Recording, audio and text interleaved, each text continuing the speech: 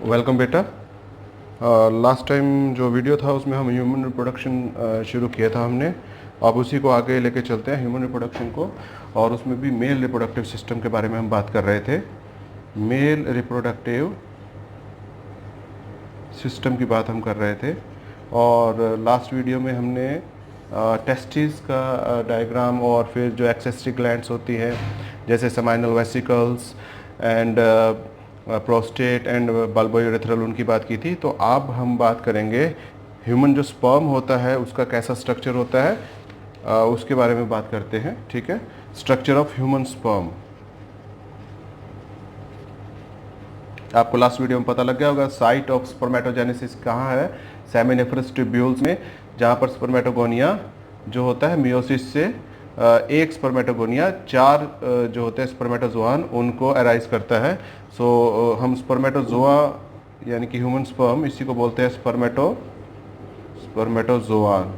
इसका अभी डायग्राम देखेंगे कि ये कैसा होता है। ध्यान दीजिए यहाँ पे। तो सबसे पहले एक ऊपर की ओर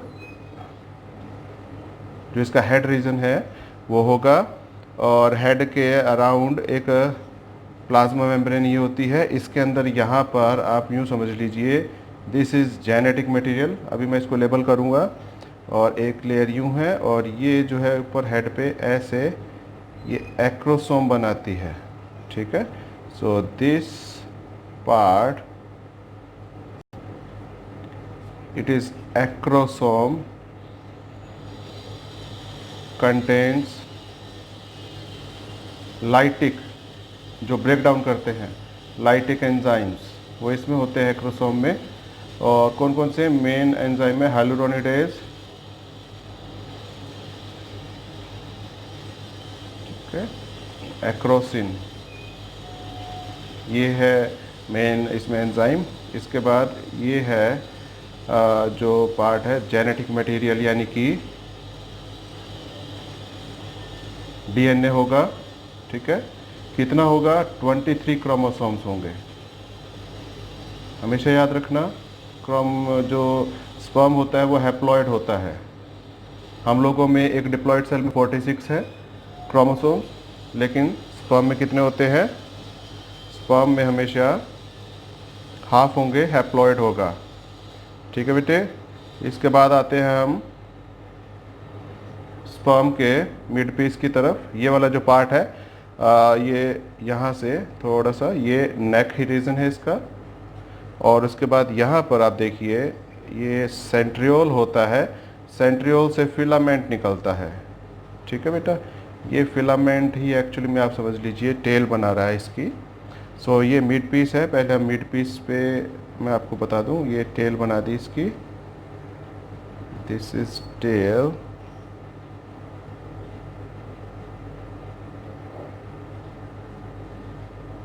ठीक है, सो मिड पीस है। मिड पीस में अरेंज्ड होती है माइटोकॉन्ड्रियाज इस वे में। ठीक है, ये ऐसे ऐसे एक स्ट्रक्चर बनता है। ठीक है बेटे, 50 to 70 माइटोकॉन्ड्रियाज हो सकती हैं यहाँ पर। ठीक है, सो यहाँ पर है सेंट्रियोल। सेंट्रियोल एक नॉन मेम्ब्रेनस सेलुलर ऑर्गेनल है। Centriole, CENTRIOLE, centriole. ओके बेटा, ये बीच में जो पार्ट आपको दिख रहा है ये फिलामेंट है, जो कि एक प्रोटीन, जो कि प्रोटीन से बना होता है और सेंट्रियोल से अराइज होता है यहाँ पे। ठीक है, सो दीज आर माइटोकॉन्ड्रियाज जो ऐसे अरेंज है। माइटोकॉन्ड्रिया ही एटीपी इसको देंगी जब ये स्विम करेगा, माइटोकॉन्ड्रिया। ओके बेटा, सो ये पूरा पार्ट जो है, ये पूरा पार्ट ये मिड पीस है जिसमें माइटोकॉन्ड्रिया होती है, मिड पीस। ठीक है बेटे, और ये टेल रीजन है इसका।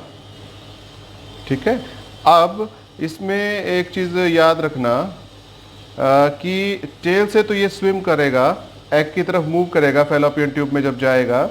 माइटोकॉन्ड्रिया इसको एनर्जी देंगी, एटीपी देंगी। ठीक है, और जो ये शुगर यूज़ करता है वो मैंने आपको बताया था, सेमाइनल फ्लूइड में जो शुगर है जिससे एनर्जी मिलती है, जो रेस्पिरेटरी सबस्ट्रेट है जिससे एटीपी जनरेट करेगी माइटोकॉन्ड्रिया, वो है फ्रक्टोज। ठीक है, फ्रक्टोज होती है वो। तो बेटा ये जो डायग्राम था ये स्पर्म का डायग्राम था, आप ध्यान से समझ लीजिए इसको। ठीक है, नेक्स्ट में अभी हम कि स्पर्मेटोजेनेसिस कैसे होती है, उसकी डिफरेंट स्टेजेस क्या है, अब वो डिस्कस करेंगे। So this is spermatozoons diagram that you can see. ठीक है बेटे, अब हम डिस्कस करेंगे वेरियस स्टेजेस ऑफ स्पर्मेटोजेनेसिस। ठीक है, अब यहाँ पर देखिए मैं हेडिंग डाल देता हूँ, this is spermatogenesis. Spermatogenesis, spermatogenesis का मतलब है फॉर्मेशन ऑफ स्पर्म इन दी या इनसाइड सेमिनिफरस ट्यूब्यूल्स, जो कहाँ पर थे, टेस्टिस के अंदर थे। ठीक है, स्पर्मेटोजेनेसिस में होता क्या है, जो मेल्स, जो मैंने आपको सेमिनिफरस ट्यूब्यूल्स का डायग्राम ऐसे बनाया था, उसमें आपको बताया था जो किनारे पे आपको ऐसे जो सेल्स दिखाई देती है, दीज आर जर्म सेल्स।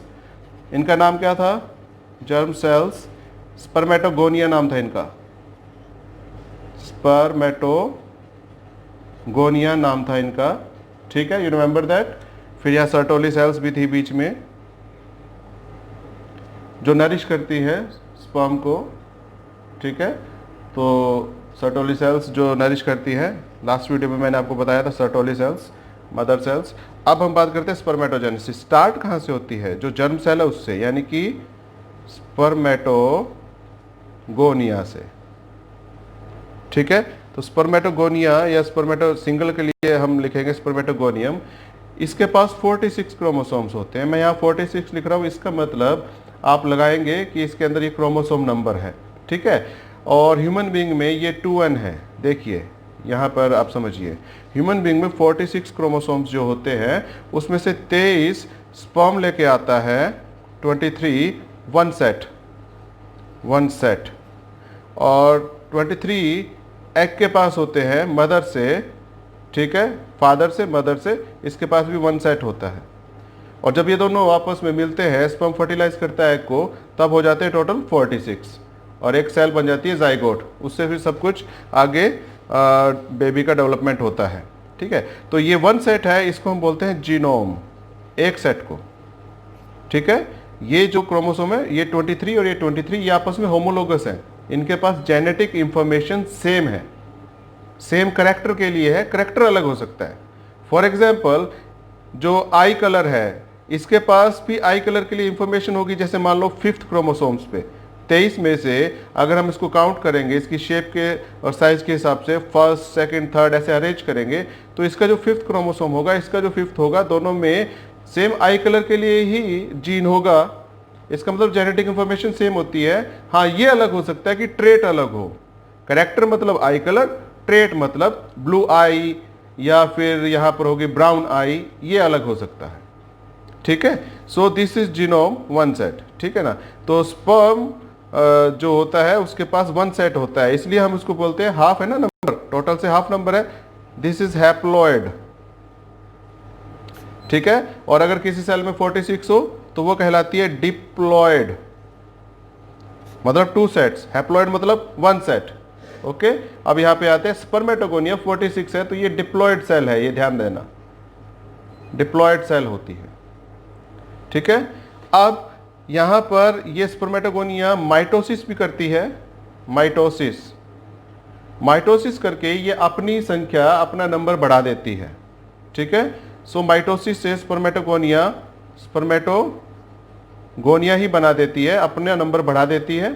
ठीक है, और फिर ये मियोसिस भी करती है। बेटा एक चीज जो है वो नोट करना, ये इस स्ट्रक्चर में यहाँ पर माइटोसिस, स्पर्मेटोगोनिया से जब माइटोसिस होकर स्पर्मेटोगोनिया ही बनते हैं, अपना नंबर बढ़ाते हैं। ठीक है ना, लेकिन ये माइटोसिस यहाँ पे नहीं होती, ये एक्चुअली मैंने गलती से लिख दिया था। ये यहाँ पर होता क्या, स्पर्मेटोगोनिया अपने अंदर एक्यूमुलेट करता है खूब सारे न्यूट्रिएंट्स। ठीक है, और उसके बाद वो कन्वर्ट हो जाता है, डिफ्रेंशिएट हो जाता है स्पर्मेटोसाइट में। ठीक है, there is no mitosis, remember that. Okay, primary spermatocyte primary spermatocyte, ठीक है। प्राइमरी स्पर्मेटोसाइट से फिर बनता है बेटा मियोसिस 1 शुरू होती है यहां से। प्राइमरी स्पर्मेटोसाइट में मियोसिस 1 शुरू होगी। ये याद रखना मियोसिस 2 पार्ट में होती है, मियोसिस 1 एंड मियोसिस 2, ठीक है। तो ये है मियोसिस 1। ये जो सेल थी प्राइमरी स्पर्मेटोसाइट ये भी 2n है इसकी तरह 46 2n, यहां देखिए, ठीक है। 1n 1n 2n डिप्लॉयड, ठीक है बेटा। इसको हम 23 को 1 को सिंगल n से डिनोट करते हैं, एक सेट को, 2 सेट है तो डिप्लॉयड हो गया 2n। ये 2n है, ये भी 2n है। मियोसिस 1 रिडक्शनल डिवीजन है जिसकी वजह से हाफ हो जाता है chromosome number.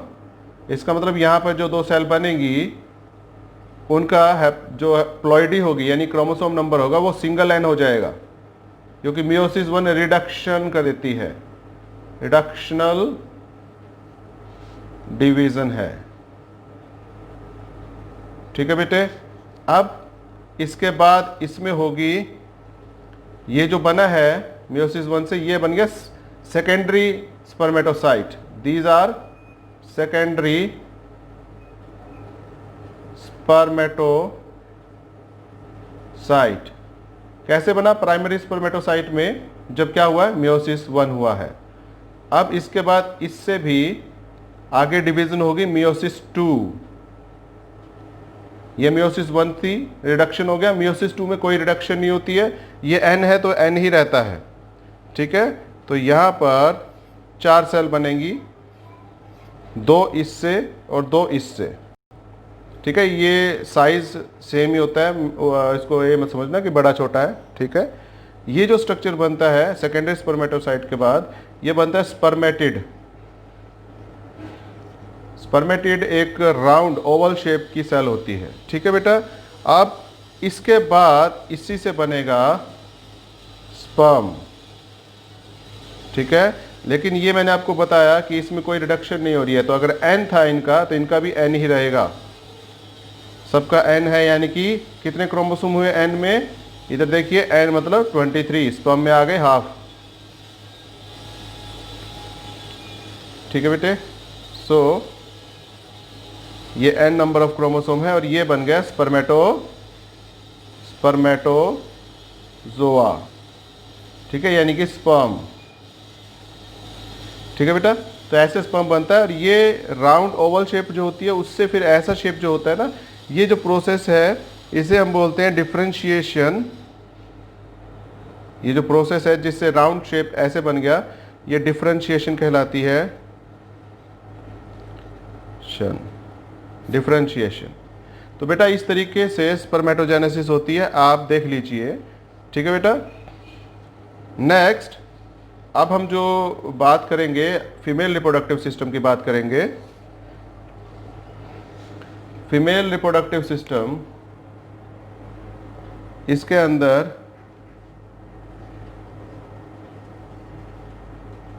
Female reproductive system सबसे पहले जो यूट्रस है जिसको वॉम्ब बोलते हैं, बच्चेदानी बोलते हैं, यूट्रस, उसका एक डायग्राम है। पहले हम उसको डिस्कस करेंगे और उसके बाद फिर हम बात करेंगे ओवरी की, कि ओवरी का स्ट्रक्चर कैसा होता है, ठीक है बेटा। तो सबसे पहले हम बात करेंगे यूट्रस की। देखिए यहाँ पे यूट्रस कैसा होता है। ये एक इन्वर्टेड पियर शेप, पियर आप बोलते हैं नाशपाती जिसको, वैसा होता है ये। और यहाँ पर ये मैं फैलोपियन ट्यूब बना रहा हूँ पहले इसकी, ठीक है।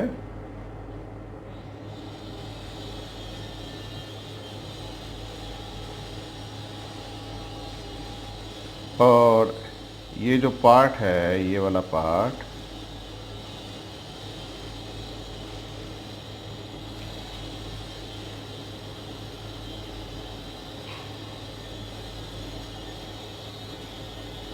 बेटा आप ध्यान से समझिए। यहाँ पे दिस इज ओवरी, यहाँ पे एक ओवरी है, ठीक है।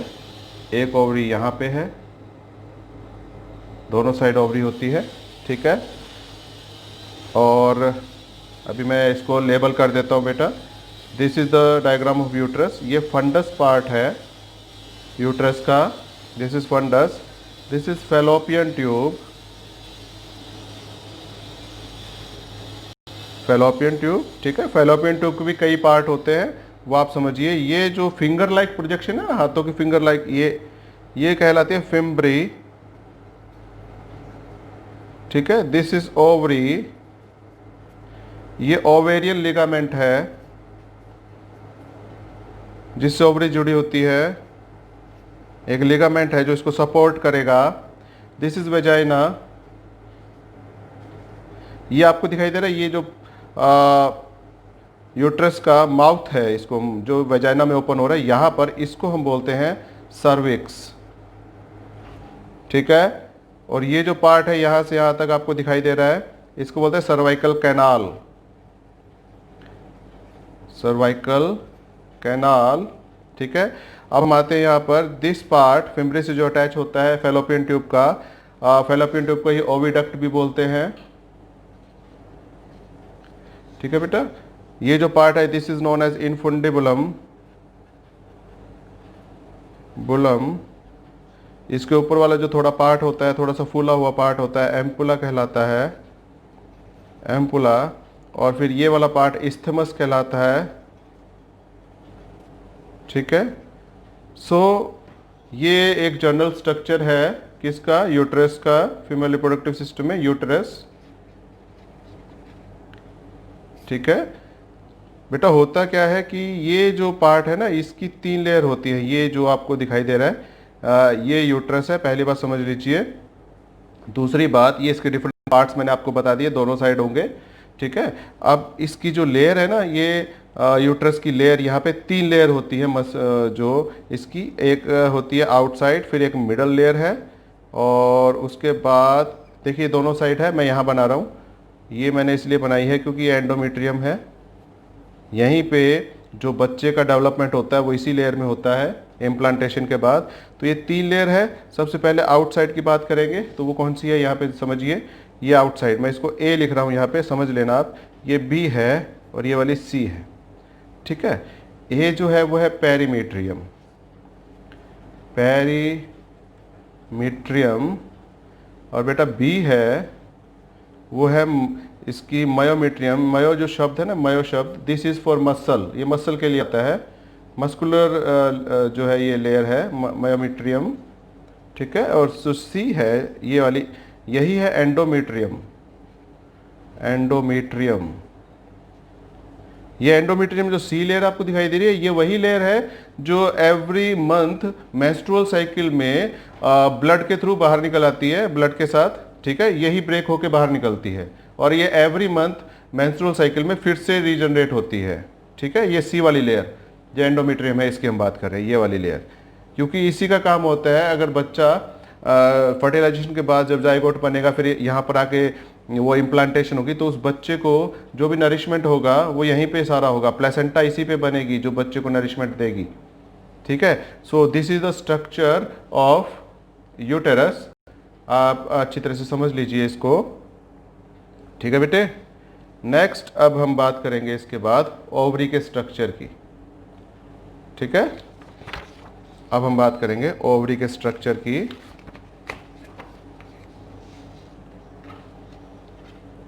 ओवरी कहाँ पे थी आप देख लीजिए पहले।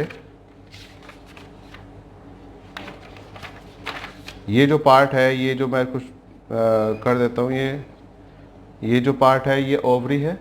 ये कभी भी फैलोपियन ट्यूब के कांटेक्ट में नहीं होती है, ये फिम्ब्री इसके ऊपर रहते हैं। जैसे ये अगर ओवरी है तो फिम्ब्री इसके साथ ऐसे रहेंगे, बस कांटेक्ट में नहीं रहते हैं, कभी भी ऐसे रहते हैं, ठीक है। तो ये कभी कांटेक्ट में नहीं होती है, इसको ध्यान से समझिएगा आप। अब हम बात करेंगे ओवरी की। बेटा ओवरी का अगर हम स्ट्रक्चर बनाएंगे तो इसके आउटसाइड जो लेयर होती है, एक पेरिटोनियम का फोल्ड होता है, जो होता है ब्रॉड लिगामेंट। एक बात और आप समझ लीजिए, यहाँ पर ये जो स्ट्रक्चर है ना, ये पूरा का पूरा लिगामेंट में कवर्ड है, ठीक है। एब्डोमेन में, लोअर एब्डोमेन में फीमेल के जो यूट्रस रहता है, जिसको हम वॉम्ब या बच्चेदानी भी बोलते हैं, ये पूरा का पूरा कवर होता है एक लिगामेंट में। यानी कि आप यूँ समझ लीजिए बेटा कि फॉर एग्जांपल ये सारे के सारे पार्ट हैं किसके, यूट्रस के, और ये ऐसे यहाँ पर सिचुएटेड है और इसके ऊपर पूरा ऐसे कवर है, ऐसे पूरा कवर्ड है एक ब्रॉड लिगामेंट पूरा, इसको सपोर्ट देने के लिए, ठीक है। तो ऐसा ये कवर होता है बेटा। ओके, तो अब हम बात करेंगे ओवरी की।